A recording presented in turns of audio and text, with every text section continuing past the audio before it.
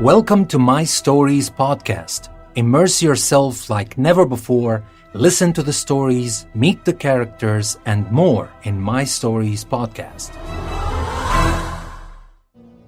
Long Way From Home, Chapter 6.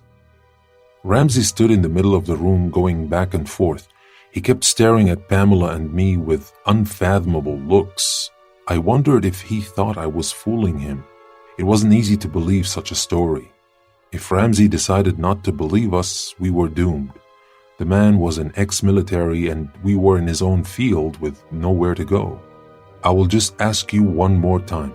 After you answer, have no fear, for as long as I live, I will protect you. Both of you. Ramsey was one of those proud Northmen who would take all the time in the world to give you their word, because once they did, there was no way they could turn their back on you. Do you swear by the lives of your children all you told me was the truth? Every word. Well then, nobody has seen you coming here, but in the morning the workers will come, and I won't be able to hide you here. I must take you now to an old cottage up in the mountains where you can hide for a few days until we can think of something. I need you to destroy your SIM cards right now or they will track you. You cannot talk to anyone or leave the cottage for any reason. I will come in a few days when I think it is safe to come. Wait for me here. I will come back shortly. Ramsey said these words. He didn't wait for answers or questions and went out. We were both like new recruits listening to orders from our staff sergeant.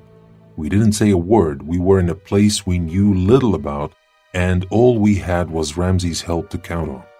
Do you trust him? With my life. Are you sure? Because if you're not, I said I'd trust him with my life. The man did this before and expected nothing in return. What do you mean he did this before? Did you kill anybody before? Since the fateful moment in the ladies' room, I hadn't seen that fear in Pamela's eyes. No, it wasn't a crime at all I committed. Well, at least everybody else except my family would agree with me. But it is a long story, and I may tell it to you, but please not now. Pamela didn't answer, and I didn't bother to convince her any further, but I could see fear receding from her eyes.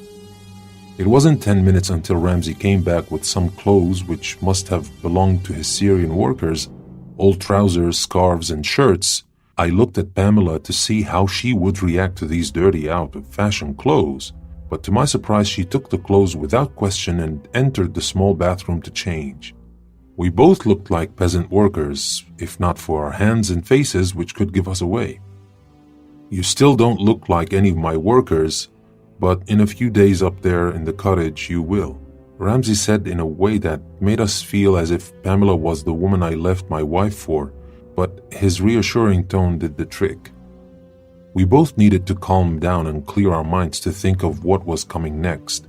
The last thing we did before we got in Ramsey's van to take the trip up the mountain was burning our clothes and all other unnecessary belongings. I kept my backpack with me after assuring Ramsey it contained no trackable devices. The road was dark and we couldn't see anything on the way up. No street lights, as there were no streets at all after the first 5-minute ride. The rest of the road was so bumpy, I wondered how Ramsey could see anything in the moonless night. But we finally got there. Ramsey handed me 2 big bags, one full of food and the other had blankets in it. Use the blankets. Don't light a fire. In fact, don't light anything.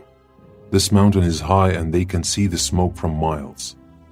Are you sure nobody will come here and surprise us? I asked, but felt stupid to ask such a question to a man like Ramsey. Hunters use this cottage and they don't come here at this time of the year. But you must be careful. Don't leave the cottage for any reason.